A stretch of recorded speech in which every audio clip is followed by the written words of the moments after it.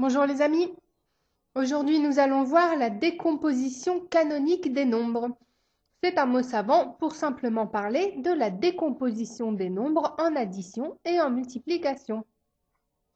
Donc il faut que tu aies déjà vu la leçon sur la décomposition additive des nombres et alors tu verras que c'est presque pareil. Tu te souviens que l'on peut décomposer un nombre en une somme qui correspond à toutes les unités plus toutes les dizaines plus toutes les centaines, etc. En fonction de tous les éléments du tableau des classes que tu connais déjà. Tu te souviens, c'est un tableau où l'on écrit les unités, dizaines et centaines dans la classe des unités simples, puis pareil dans la classe des milliers, etc.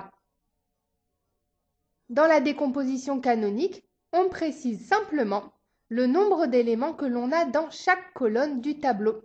Donc on dit que 2000 c'est 2 fois 1000, 2 cubes, 2 fois un millier, on a bien 2 dans la colonne des milliers. 300 c'est 3 fois 100, 3 centaines, on a 3 dans la colonne des centaines. 40 c'est 4 fois 10, 4 dizaines. Et 7 c'est 7 fois 1, 7 fois une unité. Donc tu vois, c'est encore plus facile car cela revient simplement à dire combien on a de cubes, de plaques, de bâtons, etc. Combien on a de chaque élément. Lorsqu'on écrit, je te rappelle qu'on utilise des parenthèses pour dire quelles opérations on doit faire en premier. Ici, on dit de faire d'abord les multiplications, puis de tout additionner. Dire 2 fois 1000 plus 3 fois 100 plus 4 fois 10 plus 7 fois 1, c'est comme dire 2 milliers plus 3 centaines plus 4 dizaines plus 7 unités. Tu es d'accord? On peut dire aussi que l'on cherche à ranger tous les dés dans des boîtes de 1000, des boîtes de 100 et des boîtes de 10. Tu vois, tu sais donc déjà tout faire. La seule chose nouvelle, c'est le nom, décomposition canonique. Il suffit donc de bien le photographier dans ta tête comme nous le faisons dans chaque leçon. Alors, observe bien cette image. Ferme les yeux et continue à voir l'image dans ta tête. Comme d'habitude, tu peux rouvrir les yeux pour vérifier. Refermer les yeux autant de fois que tu le souhaites jusqu'à ce que l'image soit bien claire dans ta tête.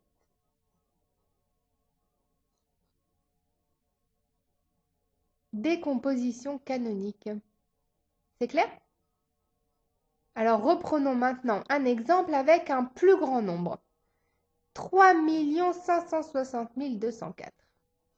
Tu vas probablement avoir besoin de faire le tableau des classes pour cela. Je te laisse donc écrire la décomposition tout seul. Mets la vidéo sur pause et reprends lorsque tu as fini. Alors, vérifions ensemble.